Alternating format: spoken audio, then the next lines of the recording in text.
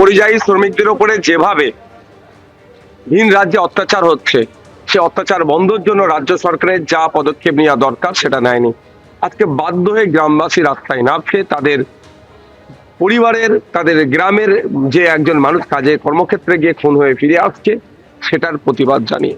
এই যে ভিন্ন রাজ্যে কাজে গিয়ে অত্যাচারের সম্মুখীন হতে হচ্ছে, হত্যা হয়ে ফিরে আসছে, সেটা রোধের জন্য রাজ্য প্রশাসন, লেবার ডিপার্টমেন্ট, ইভেন মুখ্যমন্ত্রী সেই ধরনের কোনো সদিচ্ছা দেখতে পাচ্ছি না। আজকে যেটা হচ্ছে এর দায়ভার রাজ্য প্রশাসনের উপরে বর্তায়। বেলডাঙ্গায় এদিন মৃত পরিযায়ী শ্রমিকের বাড়িতে গেলেন প্রাক্তন কংগ্রেস সাংসদ অধীর চৌধুরী। মৃত পরিযায়ী শ্রমিকের পরিবারের সঙ্গে তিনি কথা বললেন। ঝাড়খণ্ডে যে পরিযায়ী শ্রমিকের মৃত্যুতে আজ উত্তাল হয়েছে বেলডাঙ্গা, তারই মাঝে আজ বেলডাঙ্গায় মৃত পরিযায়ী শ্রমিকের বাড়িতে যান প্রাক্তন কংগ্রেস সাংসদ অধীর চৌধুরী।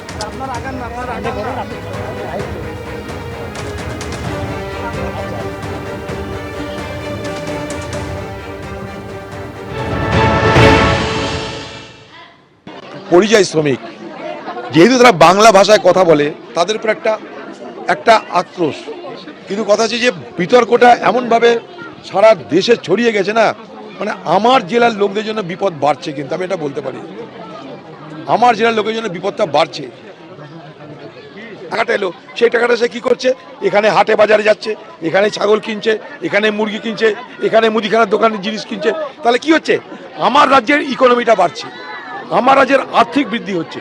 তার মানে দাঁড়াচ্ছে আমার রাজ্যকে তার কোষাগারে অর্থ প্রদান করছে এই পরিযায়ী শ্রমিকরা, তাদের মাথার ঘাম পায়ে ফেলে বাড়িতে রোজগার করে।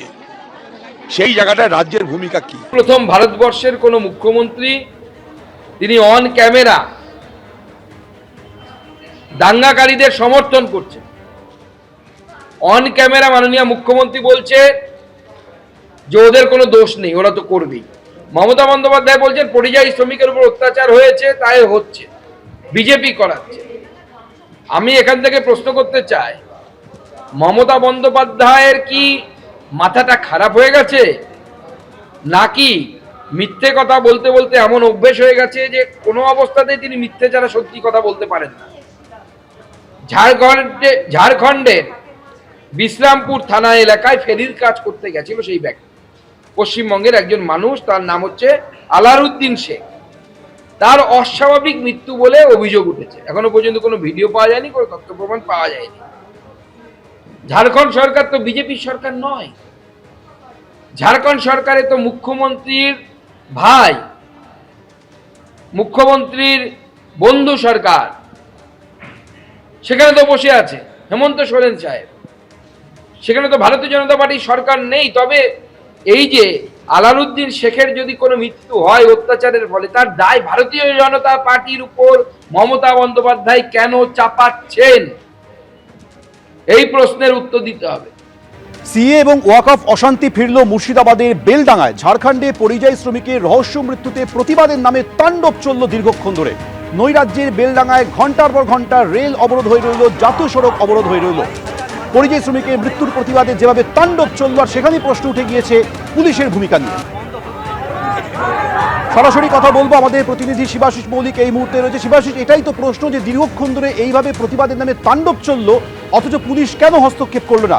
পুলিশ সূত্রে কি জানতে পারছো? সর্বশেষ কি আপডেট রয়েছে এবং কারা চালালো এই তাণ্ডব?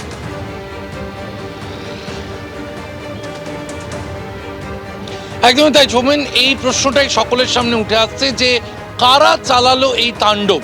শুধুই কি স্থানীয় মানুষ, নাকি পিছনে ছিল কোনো রাজনৈতিক ইন্ধন?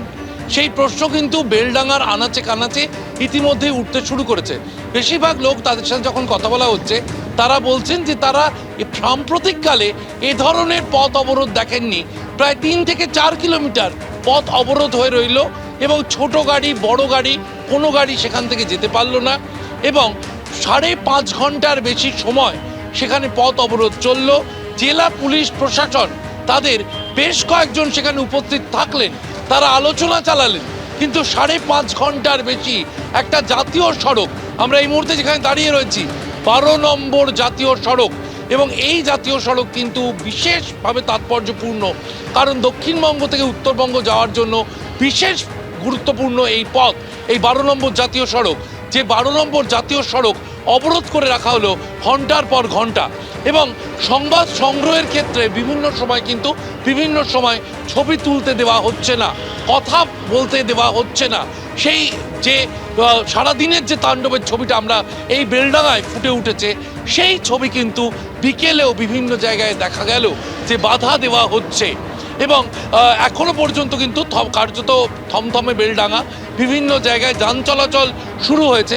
বিকেলের পর থেকে আমরা জানি যান চলাচল শুরু হয়ে গিয়েছে, কিন্তু কোথাও একটা চাপা অশান্তি, চাপা উত্তেজনা এখনো রয়ে গিয়েছে বেলডাঙাতে। শিবাশিস, তুমি আমাদের সঙ্গে থাকো। ওয়াক অফ অশান্তি ফের ফিরল মুর্শিদাবাদের বেলডাঙায়। কয়েক মাস আগে যেভাবে ওয়াক অফ নিয়ে অশান্ত হয়ে উঠেছিল মুর্শিদাবাদের বিভিন্ন জায়গা, আজ বেলডাঙায় এক পরিযায়ী শ্রমিকের, ঝাড়খণ্ডে পরিযায়ী শ্রমিকের মৃত্যুর প্রতিবাদে পরিস্থিতি উত্তপ্ত হয়ে ওঠে। ঝাড়খণ্ডে পরিযায়ী শ্রমিকের রহস্য মৃত্যুতে প্রতিবাদের নামে তাণ্ডব চলে। নৈরাজ্যের বেলডাঙায় ঘন্টার পর ঘন্টা রেল অবরোধ হয়, জাতীয় সড়ক অবরোধ হয়।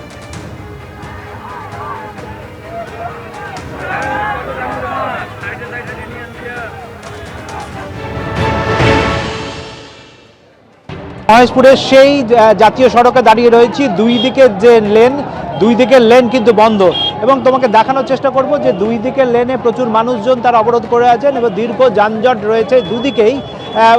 একেবারে কলকাতাগামী এবং বহরমপুরগামী দুদিকের রাস্তা কিন্তু অবরোধ হয়ে রয়েছে এবং যানজট রয়েছে এই জায়গাটায়। এবং স্থানীয় মানুষজন যারা অবরোধ করেছেন তারা একটাই দাবি করছেন যে এই যে ঘটনা ঘটেছে সেই ঘটনার উপযুক্ত শাস্তি, যারা এই ঘটনা ঘটিয়েছেন তাদের দৃষ্টান্তমূলক শাস্তি, এবং যে ক্ষতিগ্রস্ত পরিবারের যে ক্ষতিপূরণের ব্যবস্থা এইটা নিশ্চিত করতে হবে। একের পর এক মুর্শিদাবাদ জেলার পরিযায়ী শ্রমিক বিভিন্ন রাজ্যে গিয়ে, ভিন রাজ্যে গিয়ে আক্রান্ত হচ্ছেন, এর একটা হ্যস্ত করতে হবে। এবং অবরোধকারীদের একটাই বক্তব্য যে যেভাবে পরিযায়ী শ্রমিকদের, মুর্শিদাবাদ থেকে বাইরে যাওয়া যে পরিযায়ী শ্রমিকদের উপর আক্রমণ করা হচ্ছে তার একবারে সুনির্দিষ্ট কোনো একটা ব্যবস্থা করতে হবে। এইভাবে একের পর এক পরিযায়ী শ্রমিক এবং তার পরিবারের ওপর আক্রান্ত হওয়ার ঘটনা আর মেনে নেওয়া যায় না বলে তাদের এই দাবি, এবং তারা চাইছেন যে একেবারে এই যে ঘটনাটা ঘটেছে ঝাড়খণ্ডে তার দৃষ্টান্তমূলক শাস্তির তারা দাবি জানাচ্ছেন।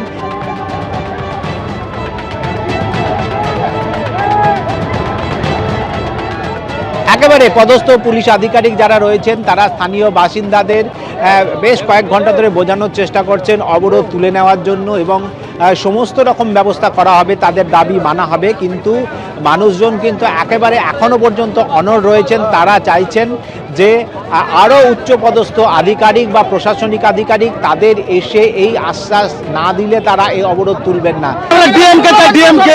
ডিএম ছাড়া আমরা অবরোধ দিবে না, এখানে বললে মারছে। আমরা কি দেশের নাগরিক না?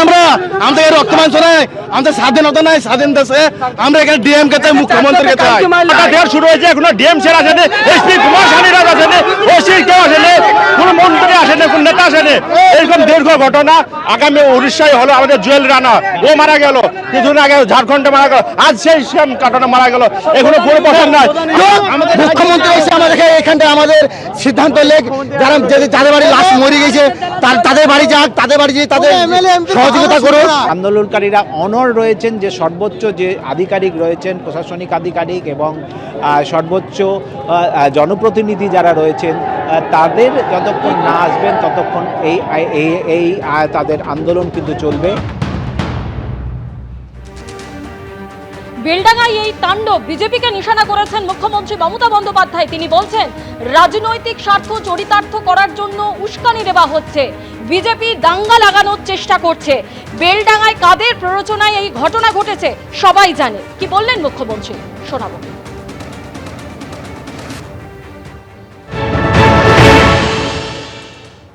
বেলডাঙা আপনারা জানেন কাদের কাদের প্ররোচনা আছে, আমি আর নতুন করে বলতে চাই না। ফ্রাইডে জুম্মাবার পবিত্র বার, যেমন শিবেরও বার, মা দুর্গারও বার, সন্তোষী মাতারও বার, তেমনি ফ্রাইডে জুম্মার নেওয়া যায়। এখন যদি দুর্গাপুজো দেখতে এসছে কোটি কোটি লোক, সেখানে আপনি যদি একটা মাইক লাগিয়ে দেন তাহলে সবাই শুনবে। তো ফ্রাইডে জুম্মাবার এমনি সংখ্যালঘুদের কাছে একটা সেন্টিমেন্ট আছে, সেখানে সবাই ফ্রাইডে জুম্মার নামাজ করতে এসছে। এখানে কেউ কেউ যদি তার রাজনৈতিক চরিতার্থ করবার জন্য উস্কে দেয়, সংখ্যালঘুদের ক্ষোভটা স্বাভাবিক। মাইগ্রেন্ট লেবারদের উপর যে অত্যাচার হচ্ছে প্রত্যেকটা কেস আমরা টেক আপ করছি, এফআইআরও হয়েছে প্রত্যেকটা, আমরা অ্যারেস্টও করব। অ্যারেস্ট আমরা করছি এবং করব। মাইগ্রেন্ট ওয়ার্কার যাদের উপরে অত্যাচারিত হচ্ছে সব পরিবারকে আমরা সাহায্য করছি, করব। কিন্তু যা করছে সেটা অন্যায় এবং এটা বিজেপি রাজ্যগুলোতে হচ্ছে। তাহলে বিজেপি বাংলায় কি করে বলে যে আমাদের ভোট দিন, যেখানে অন্য রাজ্যে বিজেপি আছে, বাংলা বললেই তার উপর অত্যাচার করা হচ্ছে, সেখানে তারা কি করে আশা করে যে বাংলার মানুষ ওদের পাশে থাকবে? এই 2 মাসে 200 বার নোটিশ এসছে। বিএলওরা প্রেসারে পাগল হয়ে যাচ্ছে। ইতিমধ্যে 100 জনের মতো লোক মারা গেছে। এটা আপনাদের বুঝতে হবে কি সাংঘাতিক সিচুয়েশন। এরা ইচ্ছা করে বাংলায় দাঙ্গা লাগানোর চেষ্টা করছে, বিজেপির প্ল্যান এটা। নিজেরা ভোটে পারবে না তাই ভোট পাকাচ্ছে, করছে লুট, বলছে ঝুট। এদিকে আজকের ঘটনা নিয়ে শুভেন্দু অধিকারী বলছেন, শুক্রবার হলে ওরা জমায়েত হয়, নিজেই বলেছেন মুখ্যমন্ত্রী। এটাই হচ্ছে রাজ্যের হাল, বললেন বিরোধী দলনেতা। পুলিশ মন্ত্রী নিজে বলে গেছেন শুক্রবার সব ছাড় আছে। উনি নিজেই বলে গেছেন যে শুক্রবার দিন ওরা একটু জমায়েত টমায়েত হয়, একটু প্রতিবাদ করে। এইটা হচ্ছে পশ্চিমবঙ্গের পুলিশ মন্ত্রী তথা মুখ্যমন্ত্রীর বক্তব্য। এই হচ্ছে রাজ্যের বর্তমান অবস্থা। এই অবস্থার পরিপ্রেক্ষিতে আমরা ভারতীয় জনতা পার্টি মনে করি যে অবিলম্বে এর বিরুদ্ধে সমস্ত সাংবিধানিক প্রতিষ্ঠানগুলি তাদের এগিয়ে এসে পশ্চিমবঙ্গের সাধারণ জনগণ সরকারি সম্পত্তি স্বাভাবিক জীবনযাপন করার ক্ষেত্রে যে পরিবেশ পরিস্থিতি তৈরি করেছে তৃণমূল কংগ্রেসের গুন্ডারা পুলিশকে দর্শক বানিয়ে, এর বিরুদ্ধে যথাযথ ব্যবস্থা গ্রহণ করা হোক। এবিপি আনন্দ, এগিয়ে থাকে, এগিয়ে রাখে।